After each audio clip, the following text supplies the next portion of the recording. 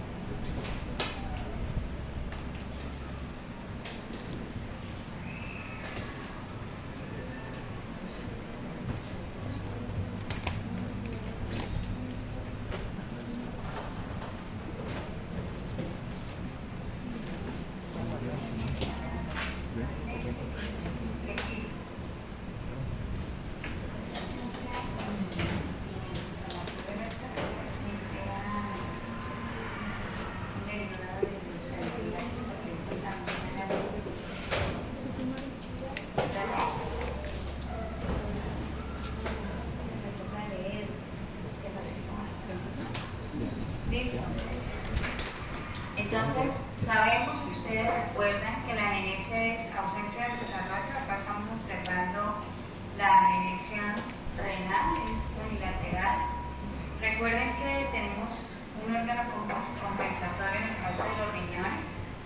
Son órganos pares, entonces el riñón que está presente generalmente tiende a hacer adaptación y es un individuo que no desarrolla insuficiencia renal. En el caso de tener la agenesia bilateral, pues ahí sí tenemos la situación de una insuficiencia renal aguda con muerte del individuo en las primeras horas. Tenemos predisposiciones raciales a este tipo de agenesias. Los porcinos generalmente tienden a desarrollar este tipo de alteraciones del desarrollo. Hipoplasias renales. Ya sabemos que hablar de hipoplasia hace referencia a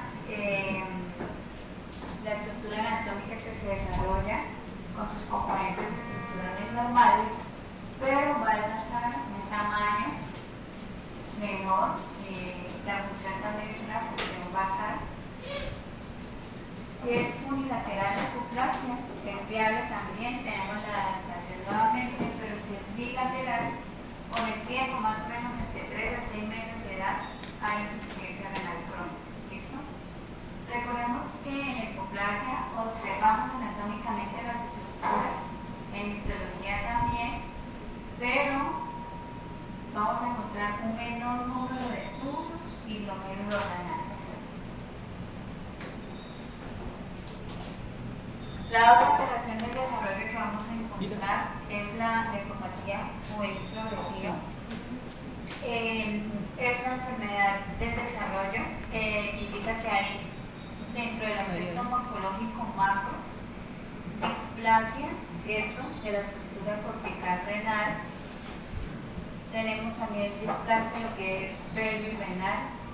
Y hablando de la histología, vamos a encontrar, como ustedes están viendo en la imagen, glomérulos displásicos. Tenemos hipoplasia también, hay desarrollos en la estructura glomerular, es mucho más pequeño acá en la imagen.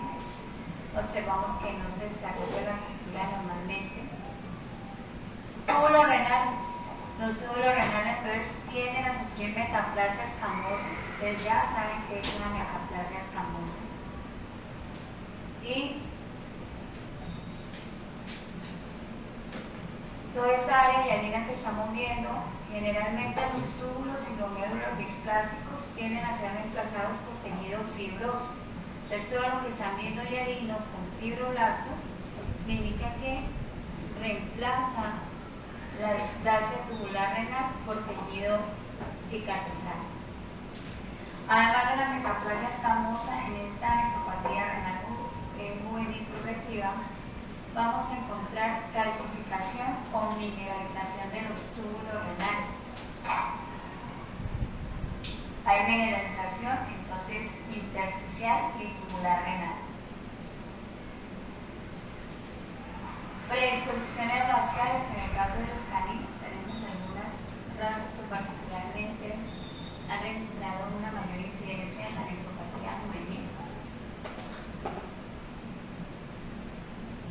Otra enfermedad del desarrollo o lesión del desarrollo que podemos encontrar son los quistes renales. Hay quistes renales que son únicos y otros que me indican que hay poliquistosis renal. ¿Listo?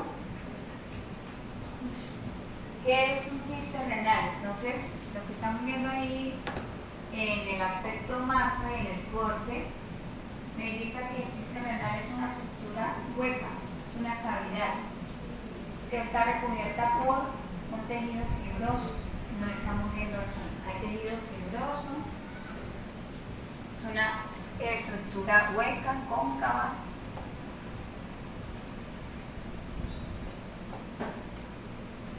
Entonces, fibrosis, una estructura que está recubierta por tejido fibroso.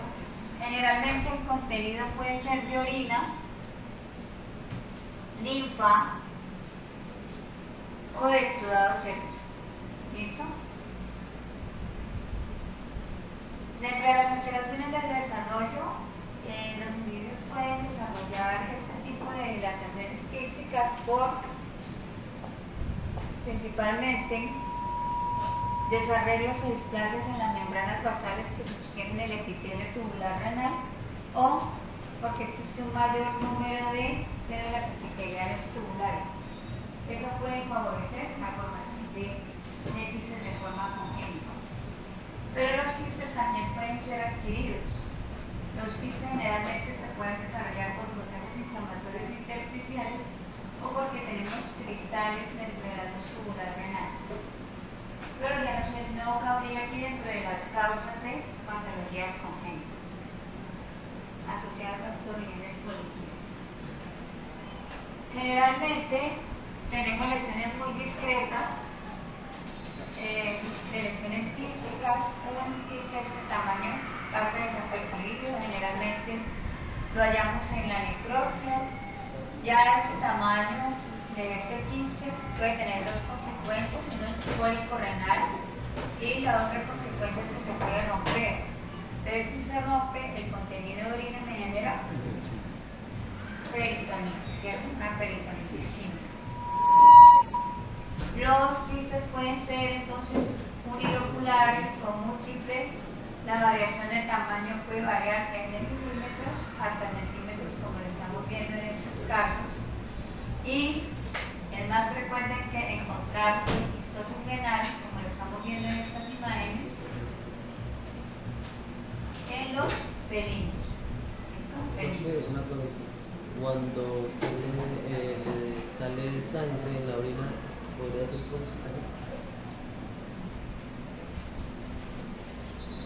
¿no? No, es que si tú miras, es una lesión fibrosa. Ya está fibrosada. ¿Qué pasó con esa cita? Mira más bien si cae.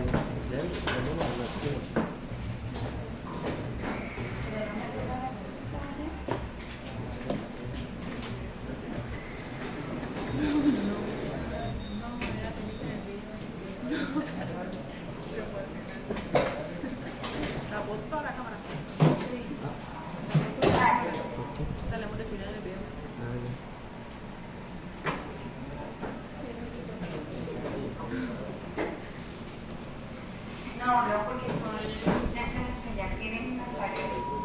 A no ser que exista un pasito de pronto ahí que se rompe, pero no, mire que la pared es fibrosa. No. Yo pensé que necesitaban siguiente ahí. Bueno. En algunos casos podemos tener lesiones necrotizantes, ¿cierto? Necróticas, como lo estamos viendo acá en este riñón poliquístico en un felino. Lesión necrotizante y descamación epitelial. Algunos de estos quistes pueden precipitar cristales y urolitos. Si la lesión es bilateral, como en este caso, y me afecta más del 70% del parénquima, pues el paciente va a desarrollar una insuficiencia renal. Esta es una lesión muy severa, prácticamente el parénquima está totalmente atrofiada y va a desarrollar la insuficiencia. Acá tenemos también otras lesiones multifocales quísticas asociadas a riñón poliquístico o poliquistosis renal. Lesiones entonces que tienen que ver con cambios microcirculatorios, lesiones que tienen que hablar de procesos de intoxicación o isquemia aguda, procesos obstructivos asociados a hidronefrosis y en el caso de acumulación proteica, que ustedes ya están familiarizados con amiloidosis renal. Esta no tiene un componente inflamatorio importante, pero sí lesional. Recordemos entonces, no tenemos circulación colateral en el tejido renal, por lo tanto cualquiera de las arterias que se lleguen a obstruir van a generar áreas de infarto, ya sea cortical, en el caso de obstrucciones por trombos o émbolos en la arteria interlobular. Si es en la arteria aorta, vamos a tener áreas de infarto desde la unión córtico-medular y vamos a tener un infarto masivo si se le altera o se le destruye por trombos y émbolos en la arteria interlobar o una isquemia masiva renal si se altera o se destruye con trombos y émbolos en la arteria renal. Entonces tenemos interlobulares, arcuatas, interlobar y arteria renal. Acá tenemos varios ejemplos. Recordemos que los procesos de embolia, trombosis, obedecen a eventos sépticos o coagulopatías intravasculares diseminadas, generalmente asociados a procesos inflamatorios agudos. En el caso de los rumiantes, como en la imagen de la izquierda, puede obedecer entonces a la endocarditis bacterianas o vegetativas de virus, procesos sépticos por actinobacillus, actinomyces, estreptos, estafilococo, incluso entre bacterias que puedan generar embolismo bacteriano como Klebsiella, Proteus, de infecciones entonces que se me vuelven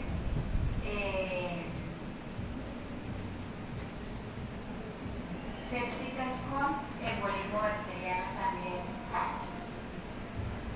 sistémico. Entonces cada vez que viene un émbolo y hace una obstrucción de esa arteria, ya sabemos que el proceso es un infarto. Y estos son áreas de necrosis de coagulación asociados a procesos isquémicos que se caracterizan con esa coloración roja intensa, brillante, de procesos agudos.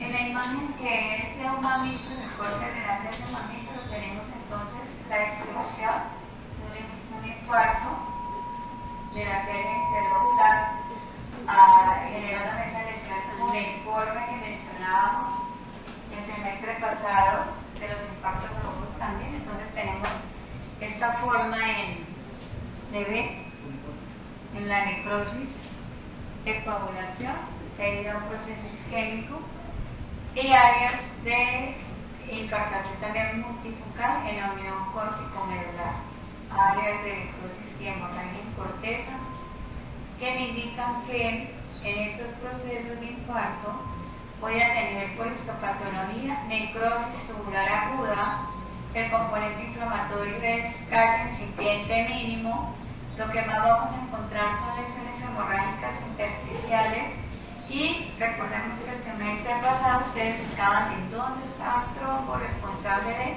los procesos de infarto renal. Entonces, hay que buscar la evidencia de que esté el trombo en el corte. Entonces, infarto agudo por histopatología lo diagnosticamos como una necrosis tubular aguda. ¿Listo? Los procesos entonces de resolución de esos infartos terminan con cambios de cronicidad, que son estas áreas en bajo relieve que tienden a ser reemplazadas por tejido fibroso.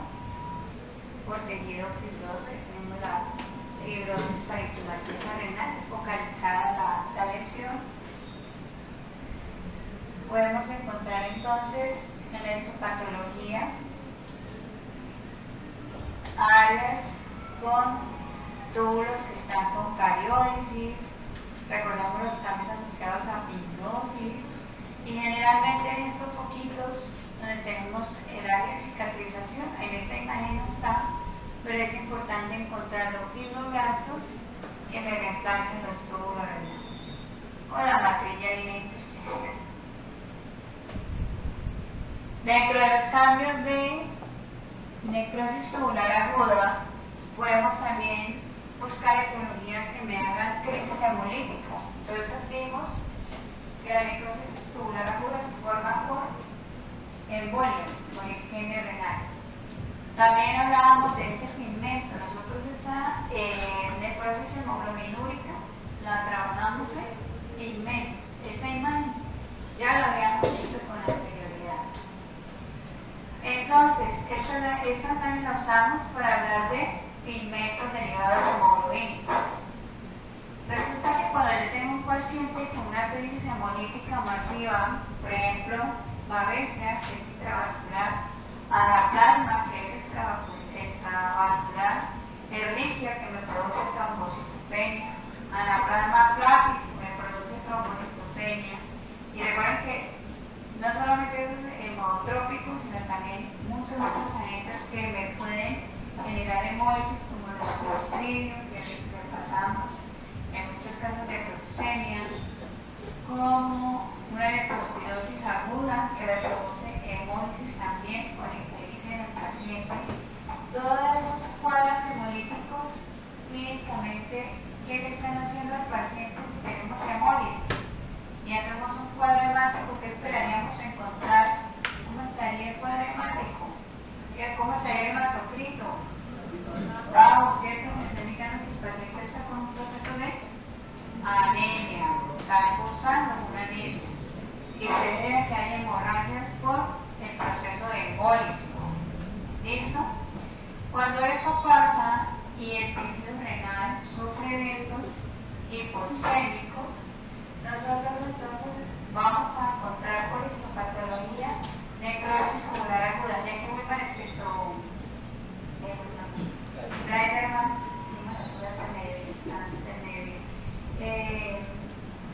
recuerden por favor, ahorita en el receso que tengamos, entramos a Imonet y hacen por favor la evaluación docente. ¿Ya les hicieron? Hay que hacer objetivos, ¿cierto? Objetivos. Y no por hacerla rápido, entonces comentarios, un punto y el libro.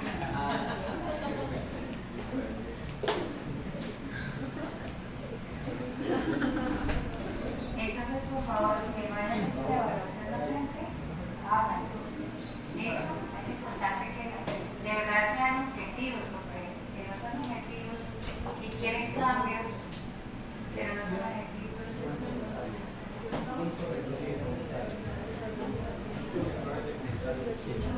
Ok, entonces vamos a tener dos cosas: eventos de embolia, trombosis, isquemia renal, necrosis tubular aguda y solares de infarto. Pero si yo tengo crisis hemolíticas que me van a generar hipoxia tisular, ¿cierto? Aquí ya no tenemos isquemia, pero sí hipoxia, entonces van a generar el mismo evento de la lesión tisular con necrosis tubular aguda. Acá mencionan otros ejemplos de intoxicación por cobre, que esta imagen corresponde a hemólisis por intoxicación por cobre. Anemias inmunomediadas asociadas, por ejemplo, a histocompatibilidad de grupo sanguíneo, RH, que se genera entonces crisis hemolíticas o isoelectrolisis en neonatos, cuando la madre no tiene el mismo RH con el mismo tipo sanguíneo, se genera este tipo de hemólisis en las crías. Algo que también me puede generar necrosis hemoglobinúrica con necrosis tubular aguda son las lesiones severas musculares. Hablamos de la neuropatía postcaptura o radioendocrinismo, es muy común encontrar en animales silvestres y en equinos. Cuando hay necrosis decente, ruptura de la miofibrilla, se libera la mioglobina y me va a generar también lesiones en túbulos renales. El siguiente proceso entonces también, que no tiene nada que ver con lesiones inflamatorias en túbulos renales, es la amiloidosis renal. La amiloidosis renal, ustedes saben que es un cambio de ritmo morfocelular, es un cambio importante en tejido renal asociado a la acumulación extracelular de proteína amiloide. ¿Sabes qué pasada decíamos? La proteína amiloide es una proteína plegada que está compuesta por un aminoácido y una glucoproteína que tiende a acumularse y no se degrada. Entonces la acumulación me va a generar atrofia secundaria del órgano donde se está acumulando. Y hablábamos de ejemplos de amiloidosis hepática, amiloidosis en miocardio, y aquí particularmente vamos a encontrar amiloidosis en intersticio, en luz tubular renal y en espacio urinario. La imagen me está corroborando lo que estoy diciendo. Tenemos cambios hialinos en mesangio, cambios hialinos en luz tubular renal, y en esta que ustedes también recuerdan que el semestre pasado la proteína amiloide se tiñe con rojo congo para observar que es amiloide y que no es cilindro hialinos de la albúmina. Entonces el amiloide se tiñe con rojo congo y da esta coloración intensa rojiza, como estamos viendo aquí. ¿Qué pasa si el amiloide se precipita en glomérulo en túbulo renal? Que es una proteína que no se puede eliminar, degradar o fagocitar.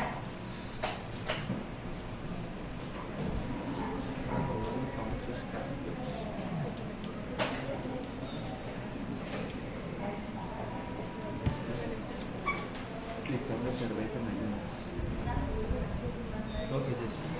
Entonces, cuando yo tengo precipitación de amiloide en el penacho y en la luz tubular renal, afecto la capacidad de filtración del glomérulo, entonces la tasa de filtración se disminuye. No hay producción de orina, no hay selección o eliminación de desechos nitrogenados en esos glomérulos que tienen la proteína amiloide. Y lo otro, si lo vemos en la luz del túbulo renal, no hay capacidad reabsortiva, ¿cierto?, para bicarbonato, para algunos electrolitos, y termina entonces acumulándose desechos y acumulándose también líquido que tiene desechos. Entonces el paciente sufre de uremia y va a tener edema difuso porque no hay excreción de ese líquido que se debe drenar y se debe eliminar con la orina. Entonces vamos a desarrollar, vamos a encontrar uremia y edema generalizado en esas pacientes. Macroscópicamente el tejido renal con amiloidosis renal, entonces tiene un aspecto más pálido del parénquima, que palidez, palidez del parénquima renal, que es un riñón que tiene mayor peso de lo normal, y lo importante es diagnosticarlo por histopatología.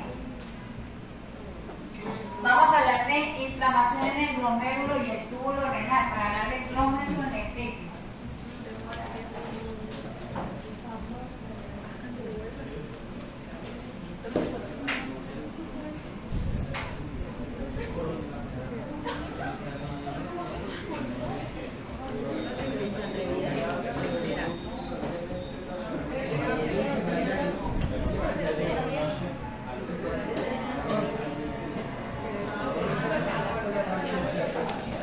Amiloidosis renal.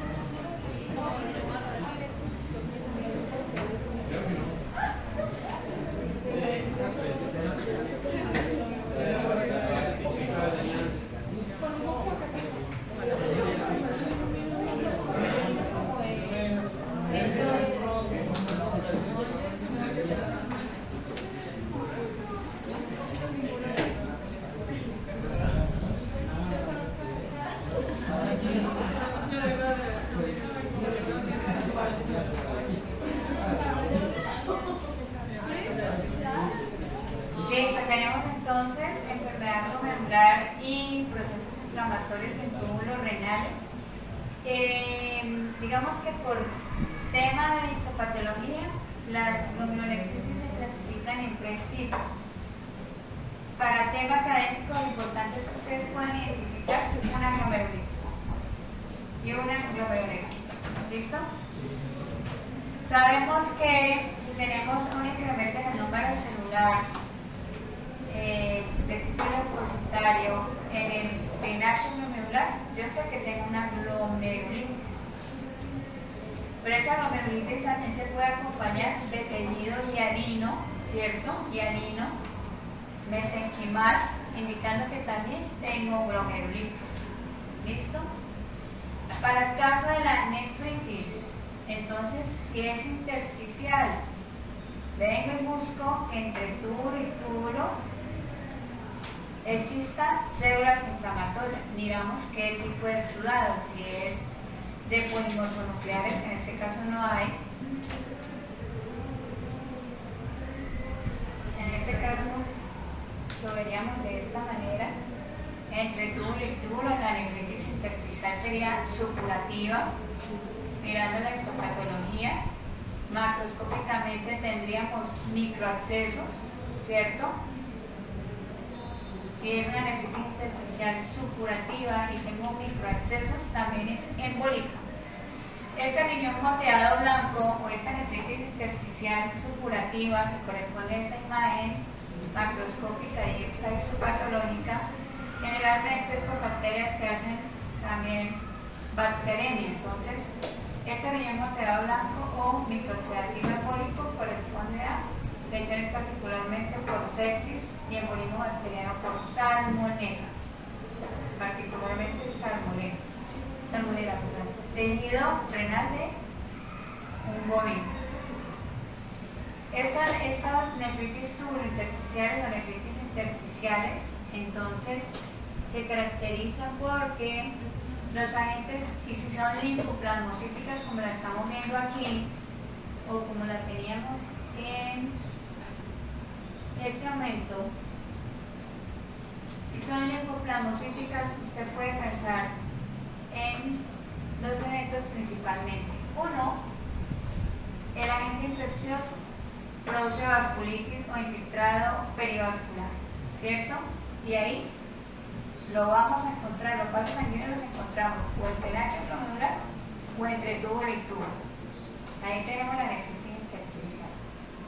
2, virus que se repliquen directamente en el endotelio vascular. Y otra cosa que me puede generar esas nefritis intersticiales o glomerulonefritis intersticiales son los procesos que tienen que ver con procesos, ¿dónde está? Pero son procesos inmunomediados, ¿sí? Inmunomediados mediados, como cuáles: Ehrlichia, Anaplasma, Babesia, Leishmania. ¿Por qué? Porque son agentes que, adenovirus canino, por ejemplo, son agentes que generan complejos inmunes que vienen y se precipitan acá en el penacho glomerular o en el intersticio, en la pared de los vasos sanguíneos, y eso me estimula un complejo inmune que ustedes saben que produce una respuesta inflamatoria, y ahí vamos a tener la enfermedad glomerular y la enfermedad intersticial o tubulointersticial con glomerulonefritis. ¿Preguntas hasta acá? O sea, la diferencia solo es que en el intersticio. En el intersticial. Sí. Intersticial. Ahora, bueno, ya no crees. Si la lesión, porque Tania tiene razón, si la lesión no es intersticial, sino yo veo el proceso inflamatorio en esta imagen no está, pero si yo empiezo a encontrar los túbulos con células inflamatorias en la luz tubular renal, si es una nefritis solamente y me dicen que es supurativa, Tania, y en la luz, entonces, ¿por dónde ingresó el agente infeccioso? ¿Por dónde ingresó el agente infeccioso?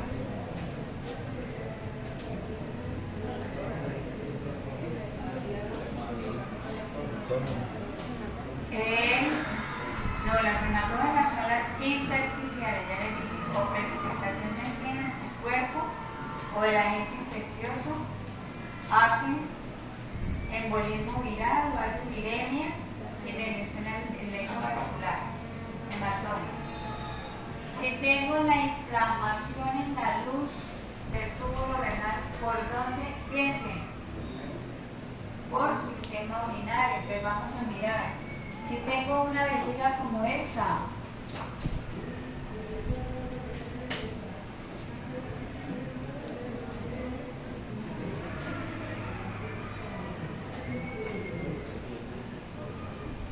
si tengo una vejiga como esta, si tengo una pelvis renal como esta,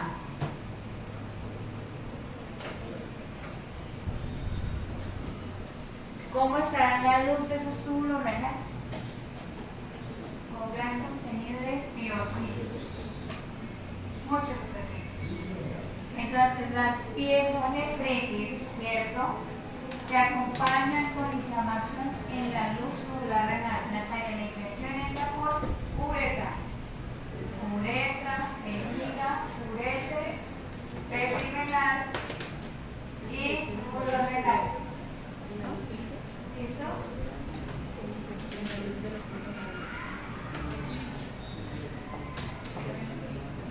¿Ascendente, profe? Es una infección urinaria ascendente, sí señor, ascendente. Listo, entonces si yo tengo una pielonefritis, voy a encontrar, y es de tipo supurativo, voy a encontrar el exudado en pelvis y en luz de túbulo renal. ¿Listo?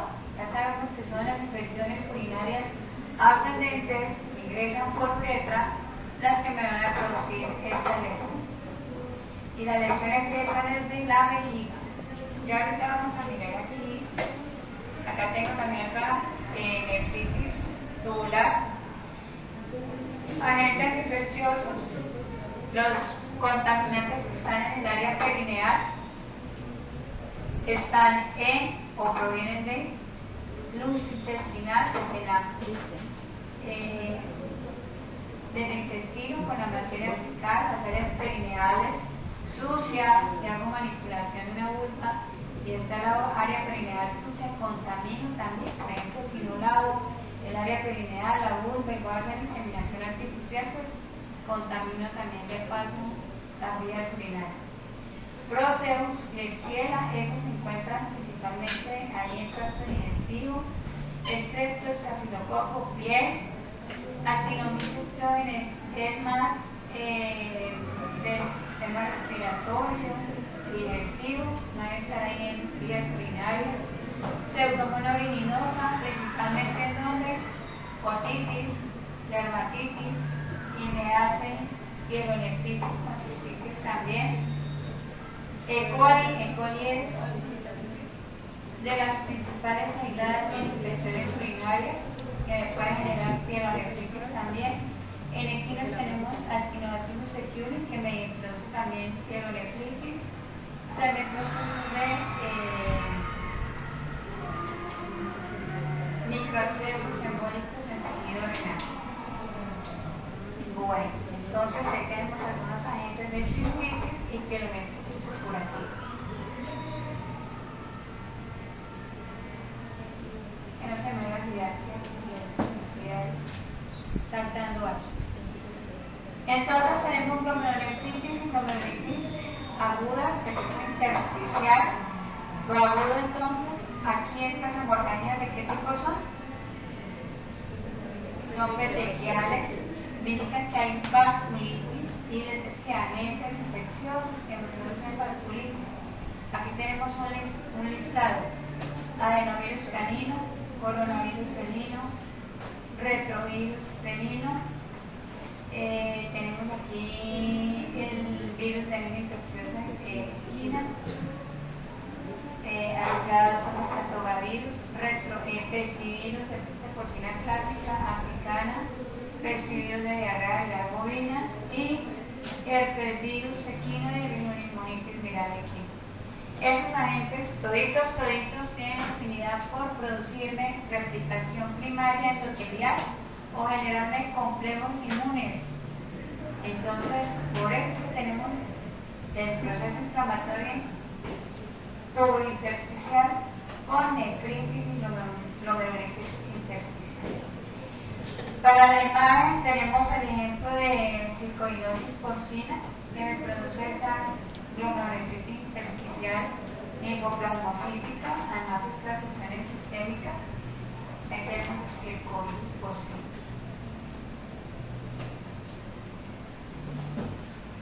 Y tenemos aquí agentes bacterianos que me dicen que también me pueden generar estas glomerulonefritis intersticiales agudas. Entonces miremos: biómetra, endocarditis vegetativa, actinomitis, erisipelotris, estrepto, actinobacillus. Resulta que estafilo, estrepto, actinomices y actinobacillus eculi pueden ingresar por ombligo. Ellos pueden ingresar por ombligo. Entonces me da bacteremia, endotoxemia y glomerulonefritis intersticial. Ahí se espolvea en la tónica, ¿cierto? Y puedo encontrar microtrombos en tejido renal. Microaccesos en tejido renal. ¿Por qué dice biómetra? Porque el biómetro me puede producir una glomerulonefritis intersticial aguda.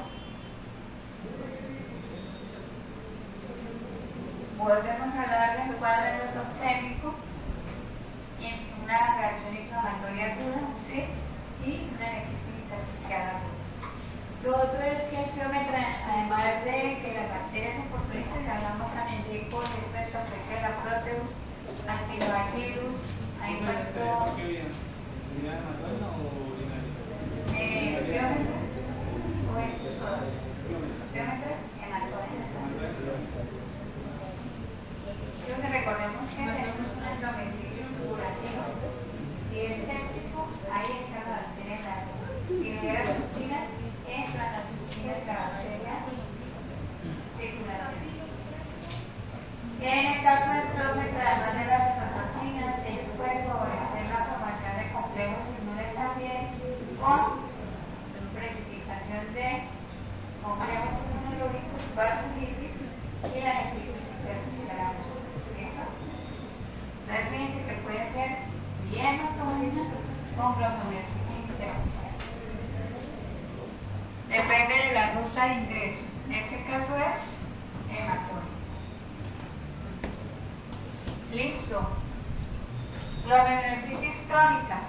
Para este caso nosotros podemos encontrar esclerosis glomerular o fibrosis del tejido renal esta mañana con unos chicos del otro salón vimos áreas de esclerosis tubular renal, un paciente de una cremita ya de edad avanzada. Y vamos a encontrar entonces que se reduce la tasa de filtración, generándome una insuficiencia renal, también de tipo crónico. El término esclerosis significa fibrosis, y para hablar entonces de glomerulosclerosis sabemos que el glomérulo se reemplaza por tejido de granulación o cicatriz. Macroscópicamente podemos tener este aspecto, lo que hablábamos de el parénquima, por eso siempre les decía en la necropsia, cuando estábamos mirando las imágenes, ¿dónde está el riñón con la cápsula retirada? Necesito ver la superficie parenquimatosa renal. No, profe, no le conviene. Bueno, trabajemos con lo que encontremos por explicarlo. ¿Por qué? No se puede hacer.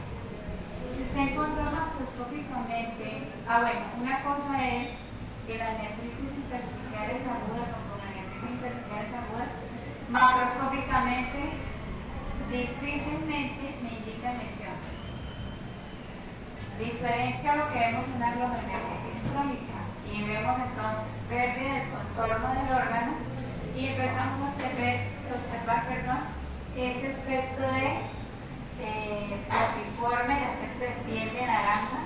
Yo les decía, imagínense la cáscara de la naranja que es filiforme, y en el proceso inflamatorio del riñón, cuando es intersticial, vamos a tener ese aspecto filiforme también en el parénquima, asociado a un proceso de cronicidad. Ya es más fácil, si yo veo que hay pérdida de la corteza con fibrosis, pues ahí es más fácil identificar que el proceso es crónico, ¿cierto? Glomerulonefritis crónica. Vamos a observar de estos procesos, ya hablamos de los embólicos metastásicos, en el caso de salmonela, alpiómetra y los otros agentes que mencionamos, estreptococcus, actinobacillus, actinomyces, entre otros. Una consecuencia de la glomerulonefritis crónica es que puede encontrar focos de mineralización en túbulos renales. Y ustedes saben que el mineral, en el caso de que sea un proceso distrófico o metastásico, la mineralización siempre se va a ver de coloración azul o tonalidad basófica. Se pixela mucho. Tonalidad basófica. La lesión intersticial no solamente es linfoplanocítica o microacreativa, vamos a encontrar lesiones también granulomatosas. Miren que el coronavirus felino lo teníamos aquí, en nefritis intersticiales que son agudas, glomerulonefritis intersticiales agudas, pero acá vuelvo y repito, lo podemos encontrar en glomerulonefritis de tipo granulomatoso. Recuerden que el coronavirus felino de la peritoneititis infecciosa felina tiene dos mecanismos de lesión. Los resumimos en uno: vasculitis por complejos inmunes, que me da la nefritis intersticial y puede generar hipersensibilidad tipo 4 con la formación de granulomas, que generalmente se da en el parénquima de órganos, y particularmente lo estamos viendo acá en el renal, donde estamos viendo esas lesiones multinodulares que están tendiendo a ser focales extensivas porque coalescen, y vamos a encontrar por histopatología células gigantes que me indican que es una reacción inflamatoria o una enfermedad de tipo granulomatoso. Entonces podemos tener un coronavirus. Leishmania, también yo les había hablado, dentro de todo lo que dije, les había dicho, Leishmania vertosa vasculitis con glomerulonefritis intersticial. Los procesos de cronicidad con Leishmania también me pueden hacer granulomas de un agente persistente con una reacción entonces de células gigantes. ¿Qué hablamos de histoplasma, cryptococcus, blastomyces? ¿Qué vimos de esos agentes? ¿Dónde los trabajamos ya? ¿En qué sistema escuchamos esos agentes? Sistema respiratorio. ¿Qué producían en el sistema respiratorio? Granuloma, ¿cierto? Producían granuloma. Rinitis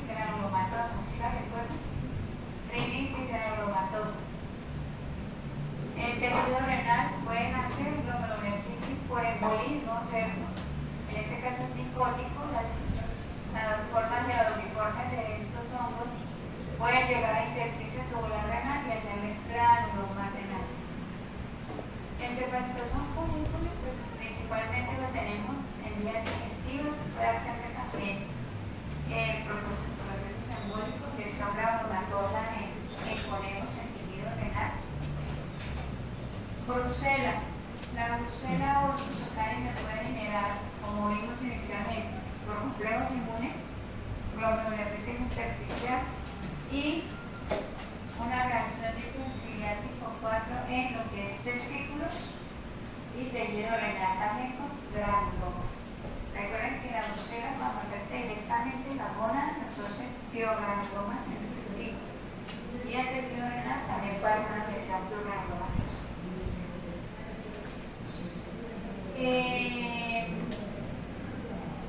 Corinebacterias o tuberculosis. Nosotros tenemos principalmente como lesiones de milparitis gaseosa, lo vimos el semestre pasado. Podemos encontrar lesiones de neumonía, ¿cierto? Gaseosas en tejido pulmonar en ovinos principalmente y en bovinos.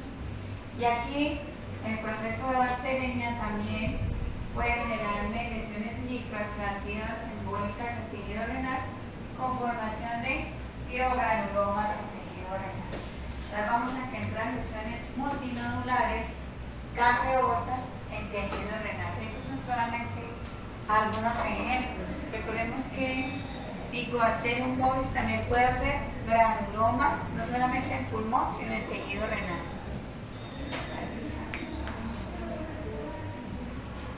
La consecuencia de esta lesión granulomatosa es una insuficiencia renal crónica.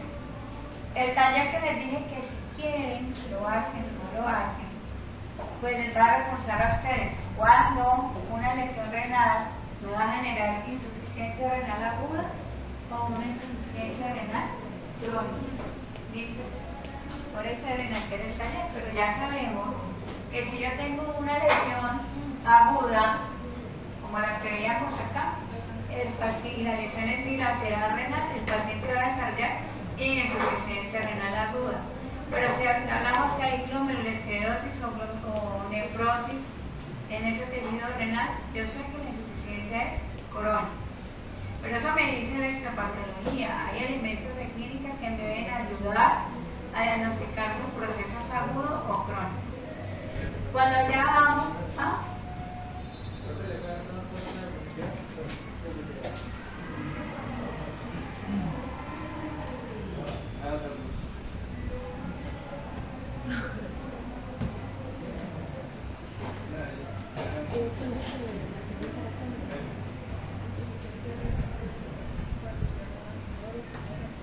bueno, para los que llegaron un poquito tarde, ustedes tienen en campus esta presentación, actividad evaluativa número.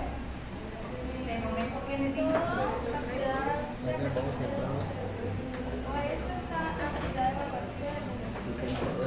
Actividad evaluativa del momento 3, ahí tienen la foto. ¿Listo?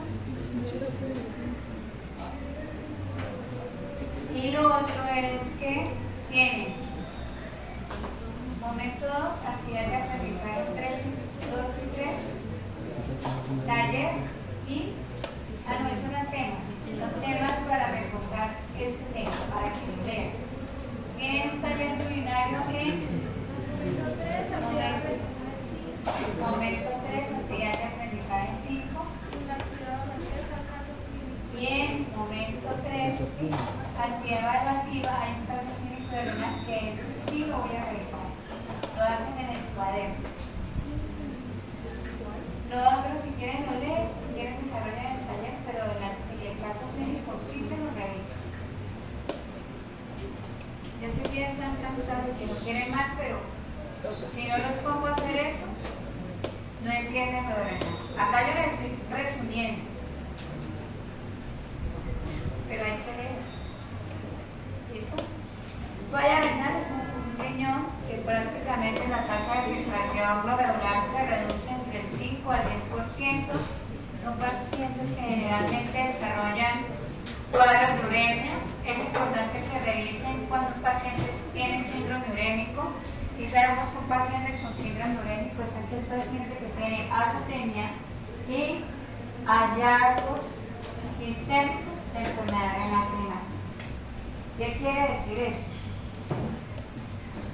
Si el paciente tiene síndrome urémico, dijo, la profesora Cuchis eso dijo, es que el paciente está azotémico. Vamos a mirar qué es azotemia.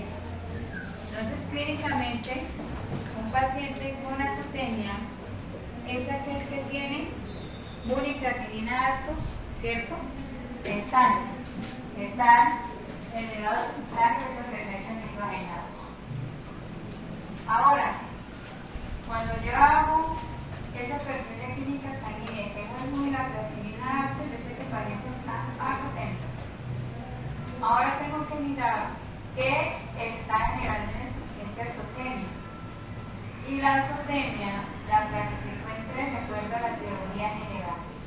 Tenemos azotemias prerrenales, azotemias renales, que ahí no está cuadrita la azotemia renal, y la azotemia porrenal. La azotemia prerrenal me dice cualquier evento que me genere hipoxia tisular renal me produce azotemia prerrenal. Y ya lo vimos, hemólisis, ¿cierto? Los procesos de hemólisis, shock hipovolémicos, insuficiencias cardíacas congestivas, esos eventos en general, llámese entonces anemia, babesia, arritmia, leptospirosis, clostridiosis, ustedes quieran poner. Procesos que me lleven a anemia, entonces, por ejemplo, una enteritis hemorrágica severa por parvovirus, carcinostoma, entre otros, severa clostridial intestinal. Ahí tenemos azotemia de tipo prerrenal. ¿Listo? Ahora dice azotemia renal. Cuando hay azotemia renal es cualquier evento que me produzca una lesión en glomérulos y túbulos renales. Ya la vimos. ¿Cómo clasificamos las lesiones renales? Congénitas, directas con infartos renales, glomerulitis, nefritis o glomerulonefritis. ¿Las acabamos de ver o no? Las azotemias renales es aquella afectación directa con lesión en el tejido renal. Dentro de esas hablamos de una lesión que se llama necrosis tubular aguda. ¿La acabamos de ver o no? Y dijimos, las necrosis tubulares agudas generalmente están asociadas a infartos. Entonces, cuando hay un trombo directo, una embolia directa en el tejido renal, hay infarto renal o necrosis tubular aguda. Pero podemos hablar de los procesos de hemólisis, porque eso entraría entre la azotemia prerrenal, ¿cierto? Y las insuficiencias cardíacas. El impacto directo aquí es que me genere una lesión directa, la etiología en el tejido renal. Otra etiología, además de las infecciones urinarias ascendentes, de los complejos inmunológicos, es que yo dé medicamentos nefrotóxicos. ¿Listo? Por ejemplo, mi paciente tiene un tumor mamario. Los quimioterapéuticos son nefrotóxicos. Nosotros vimos cardiotóxicos y hepatotóxicos. La furazolidona también es nefrotóxica. Las ocratoxinas, ¿cierto? Que hace parte de las micotoxinas en general, son nefrotóxicas. Los aminoglicósidos, que son antibióticos, son nefrotóxicos. ¿Listo? Cualquier sustancia que me genere toxicidad directa en túbulos renales me generan azotemia de tipo renal. ¿Listo? Entonces, las oxitetracicrinas son nefrotóxicas. asociadas dosis con el uso de algunos antibióticos y quimioterapéuticos, porque va a hacer un control en esos pacientes si, por ejemplo, tienen un daño primario renal y me medico con estas sustancias farmacológicas, empeora el cuadro de insuficiencia renal. Ahora, la azotemia podrenal. Recordemos entonces que hablamos de azotemia cuando tenemos incremento en los desechos nitrogenados en sangre. Azotemia podrenal es todo aquel evento o etiología que me altere la eliminación de orina de las vías urinarias. Puede ser un cálculo uretral, o cálculos en vejiga o cálculos en uretra. Si la obstrucción es total, eso me incrementa la azotemia. ¿Listo? Por ejemplo, en felinos hay algo que se llama síndrome urológico obstructivo felino. Y a ellos se les hacen los tapones uretrales en la uretra peneana que no les permiten orinar. Entonces el paciente llega deshidratado, escurroso, el doña reporta que orina con sangre o no orina, y cuando vamos a hacer el sondaje encontramos que la sonda no pasa.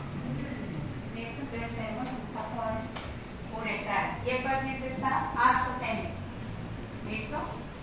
En este caso, un tumor, por ejemplo, en las células epiteliales del epitelio de transición a urotelio, carcinoma de células transicionales, es o genera obstrucción. Si yo hago un procedimiento quirúrgico en uréteres, y yo no dejo la sonda al menos unos 4 o 5 días y retiro, hago fibrosis uretral o fibrosis ureteral y hago un proceso obstructivo por cicatrización. ¿Listo? Entonces, cualquier evento que me genere obstrucción en la vía de excreción urinaria me genera azotemia de tipo podrenal.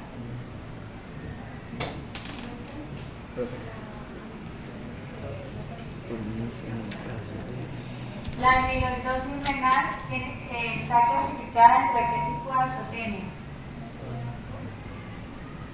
¿En dónde se acumula el amiloide?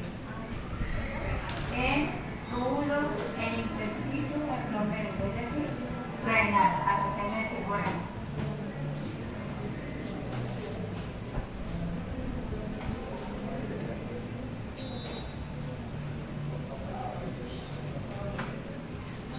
Entonces tengo el síndrome urémico asociado a una insuficiencia renal crónica. Y dijimos, es una constelación de signos asociados a insuficiencia renal con pacientes azotémicos. ¿Listo? Ahí vamos.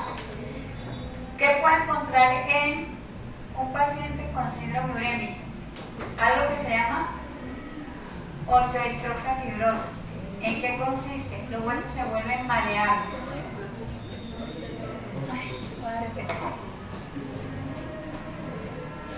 Ya está la voz que no me sale.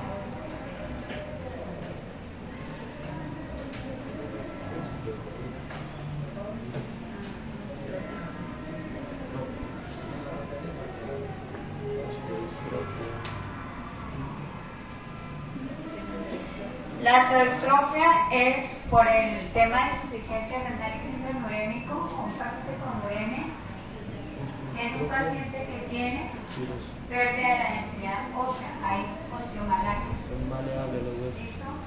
Y los focos de reblandecimiento ósea son reemplazados por tejido fibroso. Entonces ahí tenemos la osteodistrofia fibrosa. Ahora, ¿qué le produce la osteodistrofia fibrosa en el síndrome urémico? ¿O por qué se da esa patología también? No solamente lo vamos a encontrar en la región mandibular, en el arco costal, podemos encontrar en los huesos costales, vamos a encontrar también estas costillas maleables, los huesos largos también se pueden fracturar fácilmente y obedece a un mecanismo que se llama hiperparatiroidismo secundario. Sí, yo creo que hay una solución. Profe, Sí, ahí hay una solución. ya cuando llega a ese ya, ¿verdad? Profe, Queda fibroso. una cosita, y por lo menos en el caso de la lesmania, que también afecta al riñón, tengo abajo un tapito con lesmania. Hay lesmania de dos tipos, lesmania cutánea y y visceral. lesmania visceral. Por eso. Si solo es la piel, perfecto, pero si es visceral ya vamos a encontrar vasculitis sistémicas y en el caso del riñón puede formarse los granulomas, pero generalmente hay glomerulonefritis intersticial. Y la pregunta es, Esto, que por lo menos si esos medicamentos como el alopuridol daña también el riñón, ¿qué se le puede dar para que eso no le siga afectando? Por lo menos no él está con problema de piel, llagas en las orejas, úlceras, pero entonces ¿qué se le puede dar para que le proteja el riñón como tal? garantizar la diuresis, comer mucho líquido y si está garantizado. No, él está bien, come bien, está gordo, está como de 20 kilos. Tienes que hacer controles de química sanguínea, pero no hay otra cosa por la trastorno mental. Artemisa, le di un estudio de 40 perros donde los trataron con artemisa por 6 meses y se curaron. Sí, sería una alternativa. Pero evidentemente es algo que más rápido, más ejercicio. Sí, estaba mirando el glucantin. Hacer química sanguínea.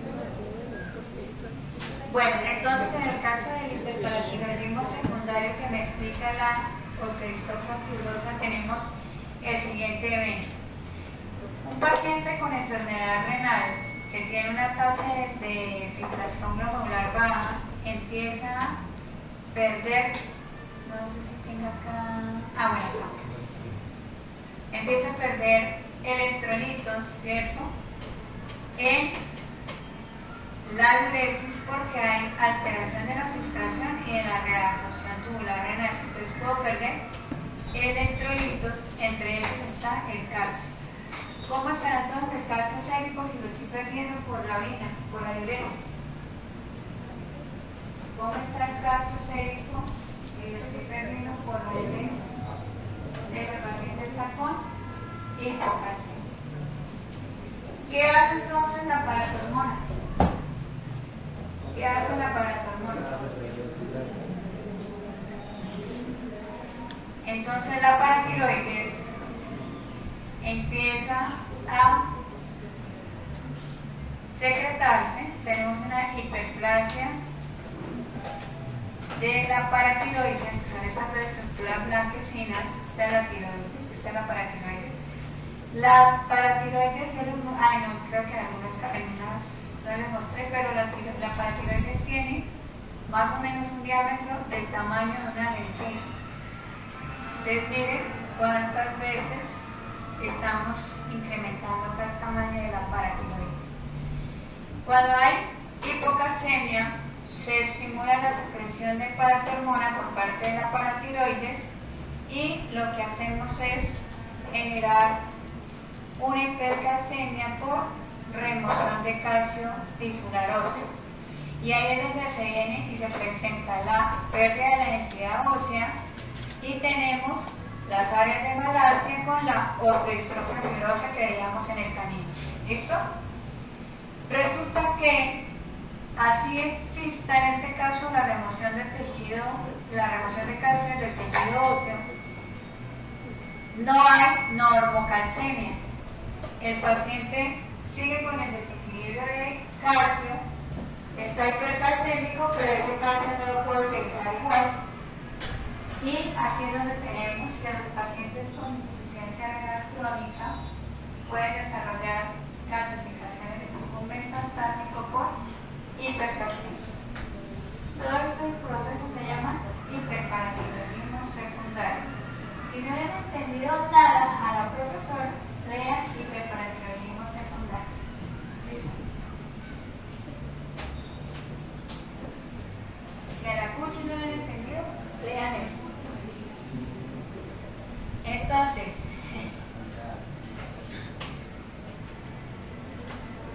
bueno, ¿qué debemos hablar de la falla renal aguda?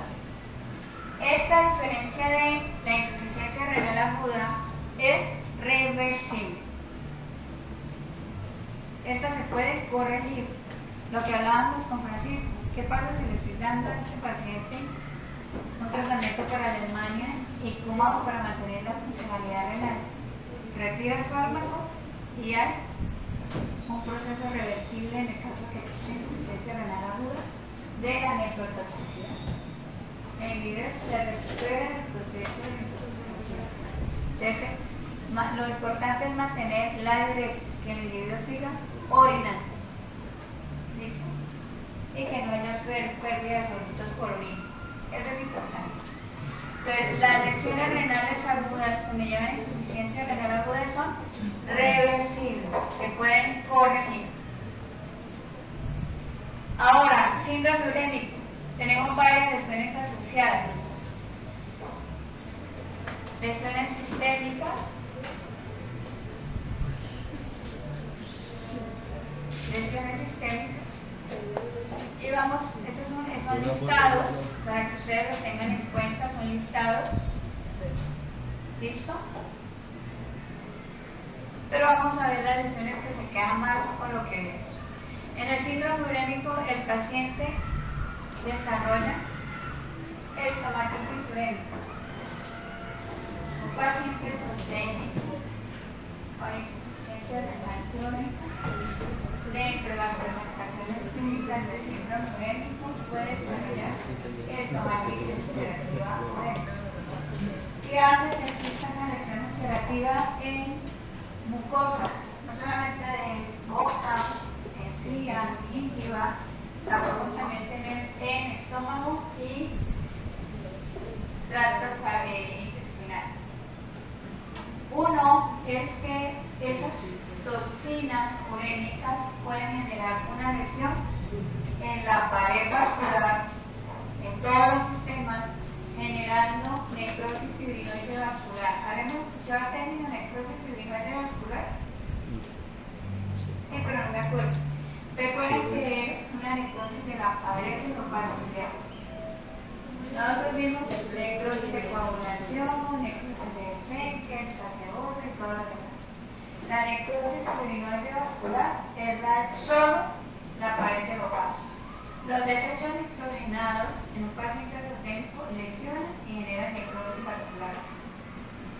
Adicional, si yo tengo bacterias sapróficas en esa flora de la cavidad oral y toman la urea y son bacterias ureasas positivas, cogen esa urea y me la convierten, la metabolizan a amoníaco. Y el amoníaco es una sustancia que irrita. Entonces puedo tener úlceras por amoníaco. Hay dos mecanismos, necrosis fibrinoide y amoníaco con lesión oxidativa por acción irritante del amoníaco.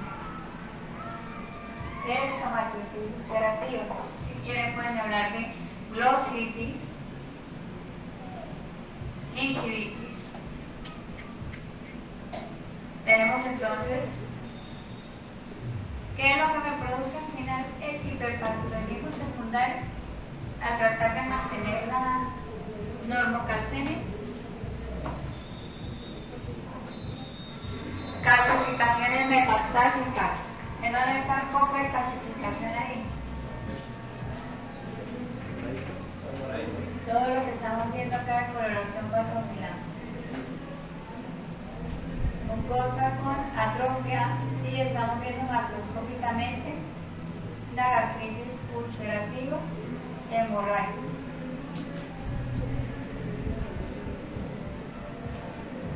Colon. Diagnóstico de ese colon. Gabriela.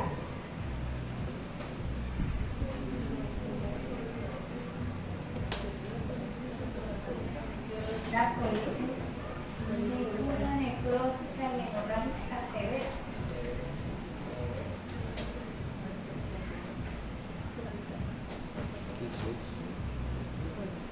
Severa. Y eso es por regla, ¿cierto? ¿Qué tenemos ahí? ¿Qué me están mostrando las flechitas?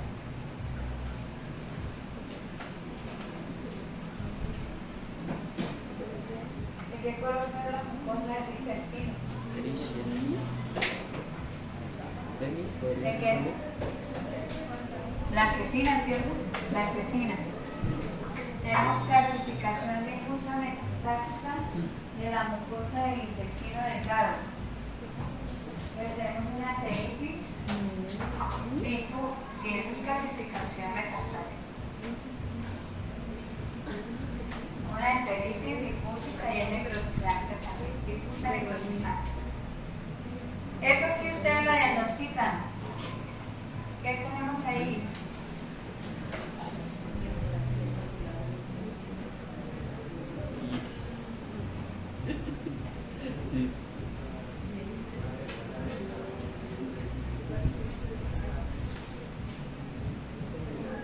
Hay calcificación, ¿cierto?, del endocardio vascular. Entonces, ¿cuál es el diagnóstico? Endocarditis con mineralización, ¿cierto? Por uremia, la endocarditis con mineralización. ¿Se recuerdan que viene con mineralización y ulcerativas cuando haya uremia? Ahí las tenemos.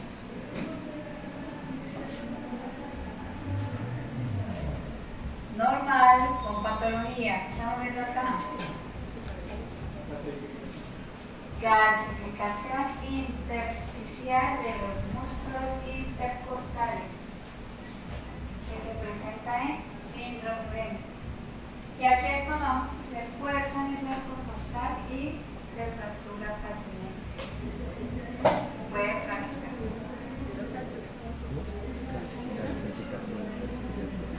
¿Qué diagnosticamos acá?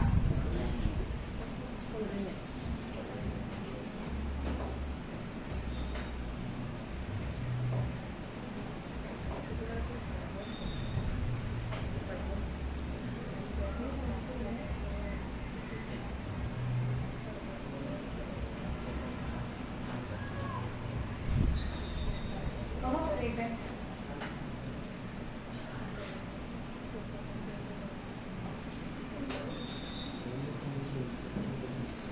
Luisa, ¿qué es?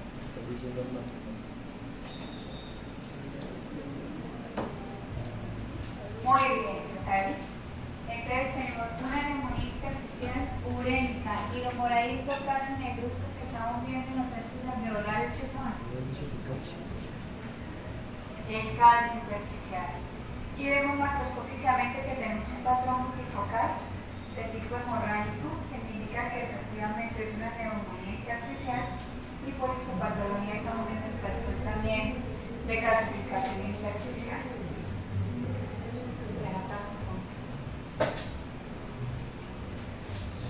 Neumonía urémica o neumonía intersticial urémica. Eso es en el caso de un equino con focos también de distribución al azar, púrpuras o neumonía intersticial de tipo urémico. Hay algo acá secundario de catarral supurativo, pero el resto es multifocal. Ya un riñón terminal hace más parte del proceso una nefroesclerosis, una glomerulosclerosis, cuando tenemos procesos ya de fibrosis intersticial, tubular y el glomérulo.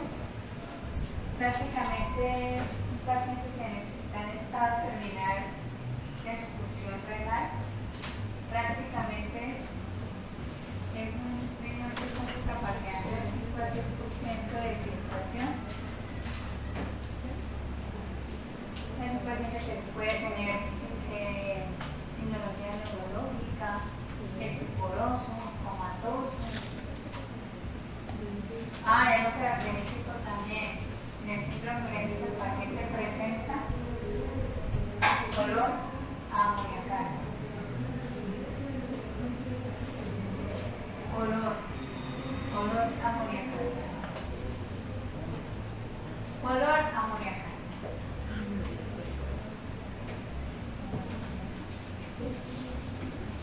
Ya hablamos de las pielonefritis, son supurativas, de infecciones ascendentes. Vamos a hablar de lesiones neoplásicas. Tenemos primario del tejido renal. El nefroblastoma es un tumor embrionario del tejido renal. Generalmente son lesiones circunscritas, no se diagnostican fácilmente, ya que son hallazgos iniciales a ecografía, a necropsia. Y tenemos los carcinomas renales, que son los diagnósticos malignos de procesos tumorales primarios renales. Generalmente el carcinoma renal es el que diagnosticamos, pero la presentación es muy baja. Y tenemos lesiones neoplásicas secundarias, es decir, donde el riñón es un órgano satélite secundario para patologías proliferativas. Entonces tenemos acá el ejemplo de nefroblastoma, tumor primario de células embrionarias. Generalmente son pequeños, únicos y se mantienen ahí quieticos sin ninguna manifestación clínica.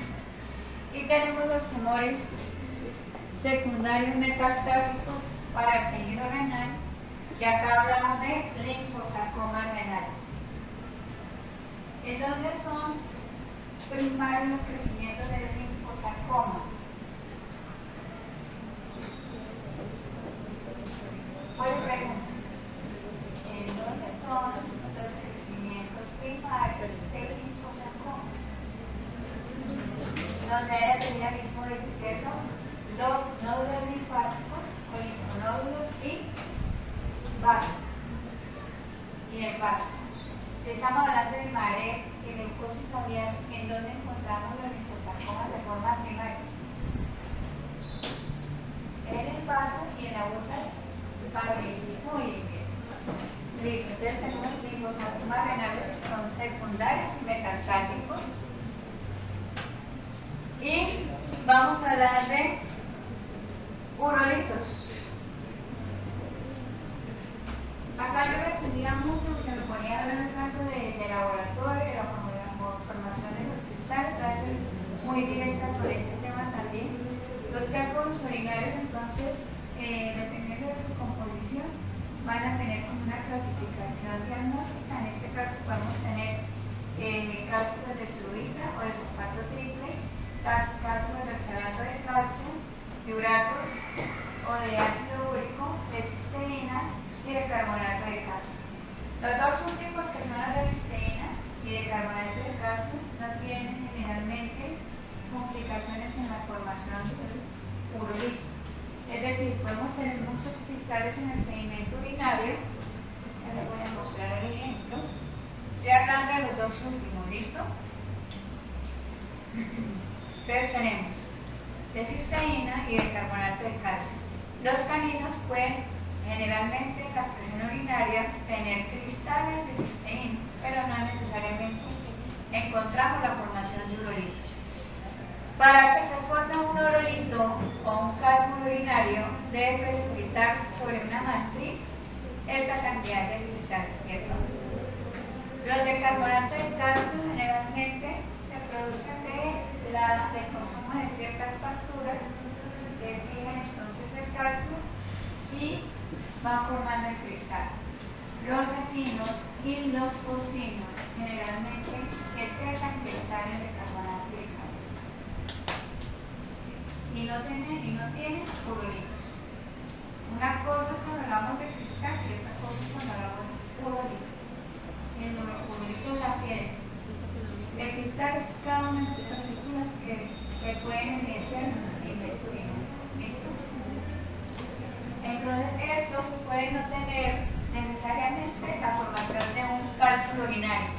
Pero, ¿qué pasa si los cristales se sedimentan, se precipitan sobre una matriz? Me van a formar el urolito. ¿Listo? En el ejemplo puntual que tengo en la imagen tengo muchos cálculos de estruita. ¿Cómo se forma el cálculo de estruita? Pueden tener diferentes morfologías, pueden ser lisos o pueden tener una superficie irregular gestional. Los pHs en pH urinario en este tipo de formación de cálculos de estruita generalmente son alcalinos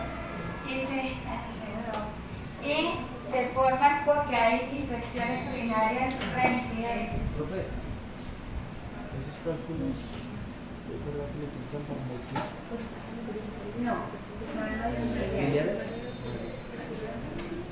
Entonces, el antecedente clínico aquí es que mi paciente de manera persistente tiene infecciones urinarias. Entonces, son pacientes que presentan colitis recurrentes.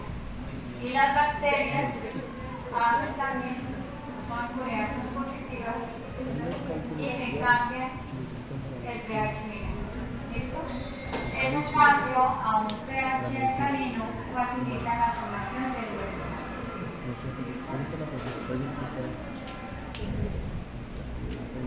Estafilo, estrepto, E. coli pueden ser ahí los recurrentes en estas infecciones. Los cálculos de oxalato de calcio los pueden encontrar Los cálculos biliares. rumiantes, pequeñas y grandes rumiantes. Las posturas que tengan o que sean plantas o artículos que sean plantas calcinogénicas, que calcio, facilitan la formación de estos cristales de oxalato de calcio. En el caso de animales de compañía, el tema de pHs urinarios ácidos puede facilitar la precipitación de los cristales de oxalato de calcio. Muy común en felinos. En felinos se puede dar el ecofaldo triplo destruida y estos del oxalato de calcio se pueden generar con más frecuencia. Los pHs ácidos no necesitan ningún antecedente como las infecciones en los desnudos. ¿Sí? Profe, ¿por qué, acá tenemos una pregunta que por qué usan los cálculos para compra, para uso humano? ¿Sí es así la pregunta, Cristian? No, Cristian. Con los biliares hacen equipos electrónicos. No es para medicamentos para uso humano. No, yo he escuchado para temas de equipos electrónicos. Que el gramo Es costoso. En las plantas de ejercicio custodia hay unos tanques especiales donde deben depositar el negocio. se llama colelito. Toda la Colelito. Generalmente ellos, el dispositivo tiene como un tamiz, una malla. Entonces ahí se va recolectando. Pero sé que es como por el tema de la producción de equipos electrónicos, pero no sé si lo usan para medicina. No.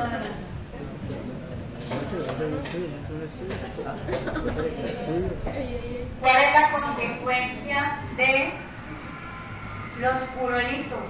¿Cuál es la consecuencia de estas piedras o urolitos en las vías de excreción urinaria, las vías inferiores del sistema urinario? La consecuencia general, obstrucción. Carlita, entonces, ¿qué eso tenemos acá? Si tenemos esa vejiga, bueno, la anterior, llena de urolitos. La vejiga que estábamos viendo totalmente estenosa. Azotemia podrenal. Muy bien, podrenal. La consecuencia de estos cálculos urinarios es generar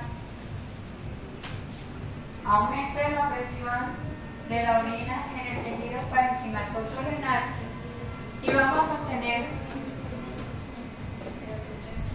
dilatación de la pelvis renal y de los cálices renales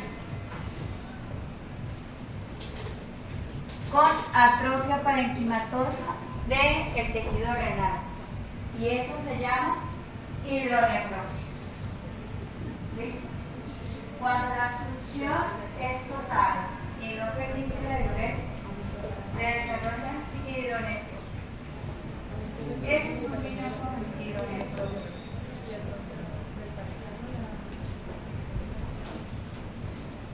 ¿A qué se parece ese riñón con hidronefrosis? ¿A qué se parece? Era un buen softball o pelota caliente o béisbol. De la bola. ¿A qué se parece? Bola americana. Muy bien. ¿Sabes qué se acordó que sale? Al guante, ¿cierto? Yo no sé, Brian, ¿qué se está viendo? Allá cada quien con sus cosas. ¿Qué dijo?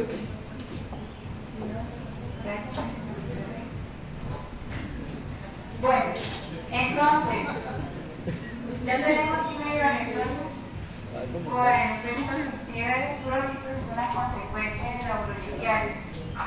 Ahora tenemos también cistitis hemorrágicas agudas asociadas a urolitos. En este caso, miremos la mucosa como está totalmente hemorrágica. Fue en este salón que tenía coágulos en la vejiga del caso. ¿Ves del otro salón? Ah, ¿de ustedes? Yo tengo una pregunta. Cuando el urolito solamente se desayuna con sífilis, o sea, o se puede resolver de otra manera. Yo estuve en conferencia con el médico veterinario de otro país y ellos hacen el mismo ¿Endoscopia? procedimiento. No, endoscopia. No. No sé, creo que más. Hacen endoscopia y con vibraciones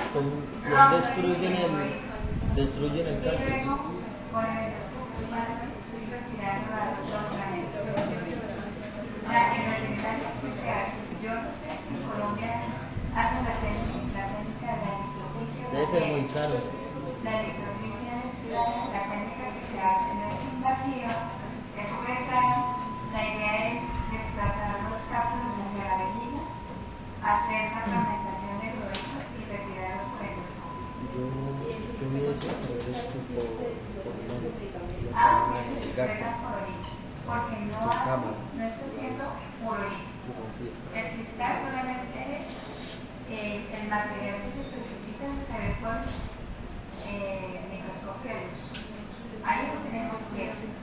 Por eso les decía, una cosa es que sean los cristales en los sedimentos, otra cosa es que se formen el urolito. Son dos cosas totalmente diferentes. La precipitación del cristal me forma. Entonces, otras causas de estas cistitis hemorrágicas agudas son las infecciones ascendentes. Principalmente mencionábamos el E. coli, responsable de estas lesiones hemorrágicas agudas severas. Si no tenemos la evidencia que hay cálculos, pensamos en infecciones por agentes bacterianos.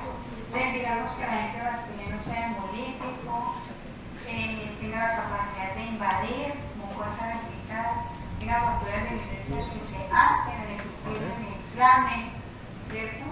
O simplemente las toxinas produzcan esa lesión hemolítica, hemorrágica, en la mucosa de la vesícula, de la vejiga, perdón, generando esa lesión difusa hemorrágica. Esa es una cistitis menos severa, también es hemorrágica, pero es menos severa que la anterior, también por infecciones ascendentes.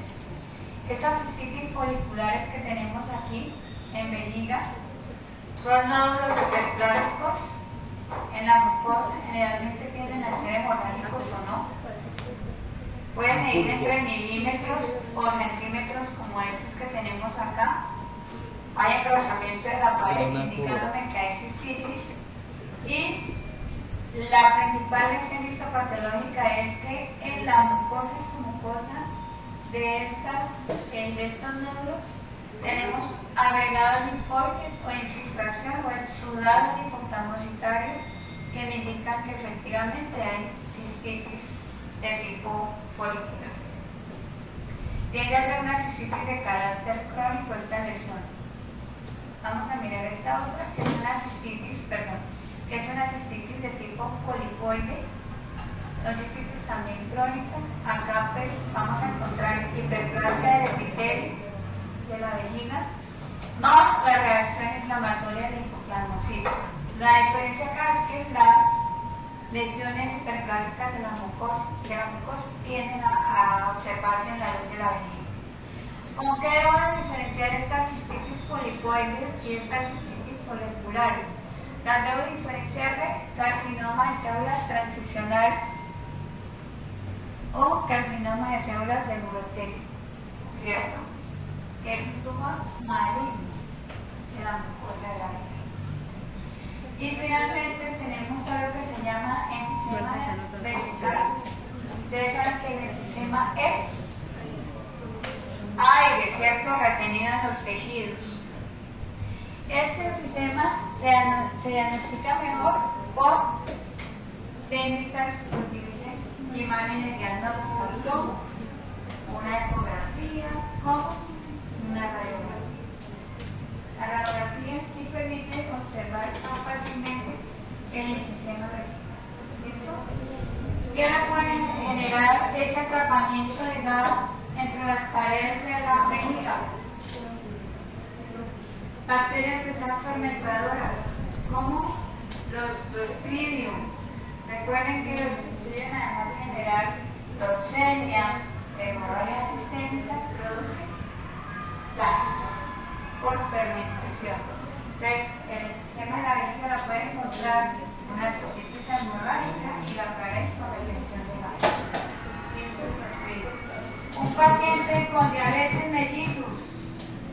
Pacientes con diabetes mellitus, es común encontrar en animales de compañía. La diabetes mellitus se diagnostica, es una de las causas de hipertensión, es una de las causas de uveitis, es una de las causas de glaucoma en animales de compañía. La diabetes mellitus. Si yo tengo un paciente con glucosuria, ¿cierto?